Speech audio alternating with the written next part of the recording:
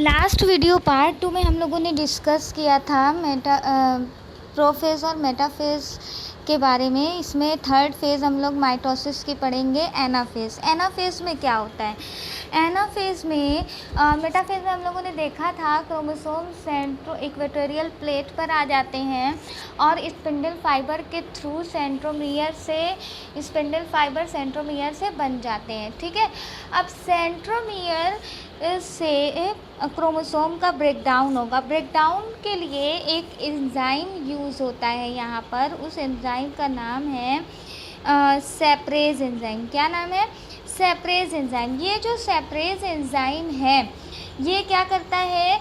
Centromere को तोड़ देता है, जिसके वजह से क्रोमोसोम 2 हाफ पार्ट में डिवाइड हो जाते हैं और स्पिंडल फाइबर क्रोमोसोम को खींचना शुरू करते हैं। और इस तरह से क्रोमोसोम दिख रहा है यहाँ पर अपोजिट पोल पर। आधे आधे chromosome, half chromosome opposite pole पर जाना शुरू कर देते हैं। ठीक है, 2 सेट्स ऑफ क्रोमोसोम होते हैं। अगर मान लो एग्जाम्पल के तौर पर 4 इधर हैं तो 4 इधर भी होंगे, मतलब आइडेंटिकल कॉपी एक दूसरे के अपोजिट पोल पर जाना शुरू होती है। ठीक है, और यहीं पर क्लीवेज फरो का भी बनना शुरू होता है। ठीक है, इस तरह से फरो का भी बनना क्या होगा?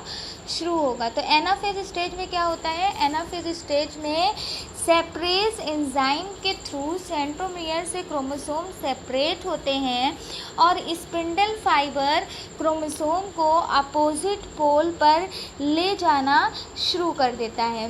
ओके, नेक्स्ट हम लोग पढ़ेंगे टीलोफेज। टीलोफेज में हम लोगों ने अभी एनाफेज में डिस्कस किया कि फरो का फॉर्मेशन शुरू हो जाता है ना। फरो क्या है? ये अंदर की तरफ जो धस रहे ये क्या होते हैं? फरो होते हैं। ठीक है, न्यूक्लियर मेम्ब्रेन। अभी देखो प्रोफेज में क्या हुआ था? प्रोफेज में न्यूक्लियर मेम्ब्रेन डिसअपियर हो गया था और मेटाफेज आते आते पूरी तरह से डिसअपियर हो गया था। प्रोफेज में डिसअपियर होना शुरू हुआ था और मेटाफेज आते आते पूरी तरह से न्यूक्लियर मेम्ब्रेन और न्यूक्लियोलस डिसअपियर हो गया था। टीलोफेज में क्या होता है? टीलोफेज में न्यूक्लियर मेम्ब्रेन दिख रही है यहाँ पर और न्यूक्लियोलस फिर से आना शुरू कर देते हैं और 46 क्रोमोसोम को चारों तरफ से घेर लेते हैं। और इस यानी टीलोफेज में स्पिंडल फाइबर डिसअपियर होने लगते हैं, क्रोमोसोम बिकम थिनर। और क्रोमोसोम जो होते हैं वो थिन होने लगते हैं, दिख रहा है ना, पतले होने लगते हैं, थिन होने लगते हैं। Cytoplasm start dividing by contractile vacuole. अब देखिए टीलोफेज यहाँ तक जो बात हुई, क्रोमोसोम पतले हो गए, न्यूक्लियर मेम्ब्रेन देखिए यहाँ पर 2 न्यूक्लियर मेम्ब्रेन, हाफ इस तरफ बन रही और इस तरफ बन रही ना, क्योंकि जो क्रोमोसोम है वो हाफ और डिवाइड हो करके अपोजिट पोल पर पहुँच गए हैं। तो न्यूक्लियर मेम्ब्रेन बन गई, यानी कि हमारी जो कैरियोकाइनेसिस की प्रोसेस है माइटोसिस की वो कंप्लीट हो गई। अब यहाँ से साइटोकाइनेसिस की प्रोसेस शुरू होगी। साइटोकाइनेसिस में हमने बताया साइटोकाइनेसिस में क्या होता है?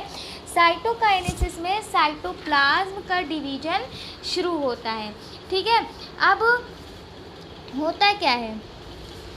ठीक है, तो टीलोफेज में क्या होता है कि न्यूक्लियर मेम्ब्रेन और न्यूक्लियोलस का फॉर्मेशन हो जाता है और इस तरह से 2 न्यूक्लियस बन जाते हैं, यानी 2 डॉटर सेल, 2 आइडेंटिकल सेल का फॉर्मेशन शुरू हो जाता है। अब यहाँ पर साइटोकाइनेसिस की बात करें तो साइटोकाइनेसिस में बताया गया आपको कि साइटोप्लाज्म जो होते हैं यहाँ पर दिख रहा है सेल प्लेट का फॉर्मेशन करेंगे और धीरे धीरे प्लेट जो होती है वो एक दूसरे से अलग हो जाती है ना। यहाँ पर दिख रही 2 डॉटर सेल का फॉर्मेशन हो गया और न्यूक्लियाई अलग हो गए। ठीक है, तो टीलोफेज में कंप्लीट सेल डिवीजन हो जाता है।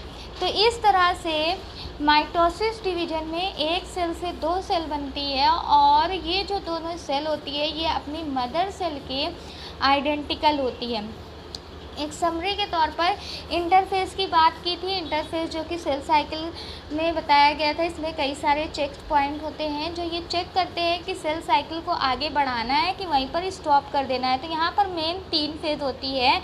G1 फेज़ को ग्रोथ फेज़ भी कहते हैं। क्यों ग्रोथ फेज़ कहते हैं? क्योंकि यहाँ पर सेल जो होती है वो खुद को प्रिपेयर करती है ना, सेल डिवीज़न के लिए सारे मटेरियल को कलेक्ट करती है और चेक करती है कि सब कुछ सही है या फिर नहीं। अगर कुछ भी गड़बड़ी दिखाई देती है तो तुरंत ये सेल को स्टॉप करके G0 फेज़ में भेज देती है। Next S phase. S phase में क्या होता है, सिंथेसिस फेज़, यानी कि यहाँ पर क्रोमोसोम का फॉर्मेशन शुरू होता है, ठीक है। प्रोटीन्स वगैरह, न्यूक्लियोटाइड वगैरह सब जुड़ना शुरू करते हैं और क्रोमोसोम जो होता है वो कंडेंस होता है, ठीक है। तो G2 फेज़ में क्या होता है, सेल जो है वो सेल डिवीजन के लिए प्रिपेयर होती है। नेक्स्ट फेज़ जो होती है वो माइटोसिस फेज़। देखो यहाँ पर जो सेल साइकिल के ये तीनों फेज़ है ये 90% पार्ट बनाता है एक सेल डिवीजन का, ठीक है। जबकि माइटोटिक ओनली 10% टाइम लेता है ना, ज़्यादातर टाइम कहाँ जाता है, यहाँ पर जाता है, ओके। तो माइटोटिक फेज़ की बात की जाए तो 10% सेल साइकिल का पार्ट होता है माइटोटिक या माइटोसिस। यहाँ पर दो तरह से डिवीजन होता है, मतलब सेल दो पार्ट में डिवाइड होती है, एक तो कैरियोकाइनेसिस, दूसरा साइटोकाइनेसिस। कैरियोकाइनेसिस में न्यूक्लियस का डिवीजन होता है और साइटोकाइनेसिस में साइटोप्लाज्म का डिवीजन होता है, ओके। आई होप आप लोगों को समझ आएगा। Thank you.